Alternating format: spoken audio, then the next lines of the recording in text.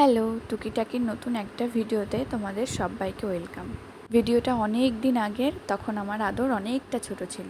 এরকম প্রচুর ভিডিও আমার করে রাখা আছে, ভয়েস দেওয়ার অভাবে সেগুলো পোস্ট করা হচ্ছে না। সেদিন আমরা গেছিলাম নৈহাটি হাসপাতালে। আমার বাবার বাড়ি নৈহাটিতে আর শ্বশুর বাড়ি বসিরহাটে। আমি কনসিভ করার পর থেকে এই বাড়িতেই আছি, মানে আমার বাবার বাড়িতে। আর আমার আদরের মুখে প্রসাদ হয়ে যাওয়ার পরে একবার গিয়েছিলাম শ্বশুর বাড়িতে, আর তারপরে আরও 2-3 বার যাওয়া হয়েছে, কিন্তু সেইভাবে ওখানে থাকা হয় না। আসলে ও এখানে ছোটোর থেকে যেহেতু এখানেই, আমার এখানেই সব কিছুতে একটু বেশি সুবিধা হয়। আমার সাথে গিয়েছিল আমার মা, আর পাশের বাড়ি একটা মামি তার ছেলেকে নিয়ে গিয়েছিল ডক্টর দেখাতে। আমরা একটু ডাক্তার দেখিয়ে চলে এসেছি। এদিকে আমার ভাইটা ঘুমিয়ে পড়েছে, কিন্তু আমার ছেলেটার চোখে একটুও ঘুম নেই। বাড়িতে এসে দেখি আমার দিদা এসছে। আমার দিদা ছিল মাসিদের বাড়িতে, তো সেখান থেকে এসেছে। আর মাসি এই জামাটা পাঠিয়েছে, আর দিদাই ঝুমঝুমে দুটো এনেছে। আমরা তো বাড়িতে চলে এসেছি ডাক্তার দেখিয়ে। আর আজকে আমাদের এখানে না শীতলা পুজো হচ্ছে, মানে আমাদের পাশে পাড়াতে।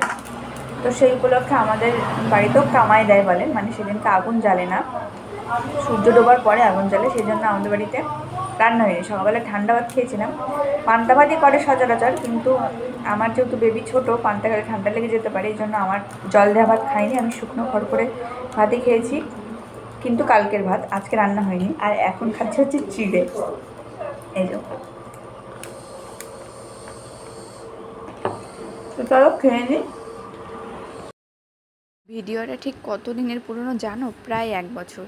কেন কি এটা আগের বছর শীতলা পুজোর দিনের ভিডিও, আর 1 সপ্তাহ পরে আমাদের এখানে সেই শীতলা পুজো হবে আবার।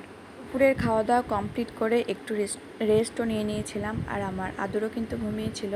আর তারপরে বিকেলবেলায় আমরা বেরিয়েছিলাম একটু ঘুরতে। এখন যার কোলে আমার আদর আছে সে হচ্ছে আদরের মিমি, নতুন মিমি।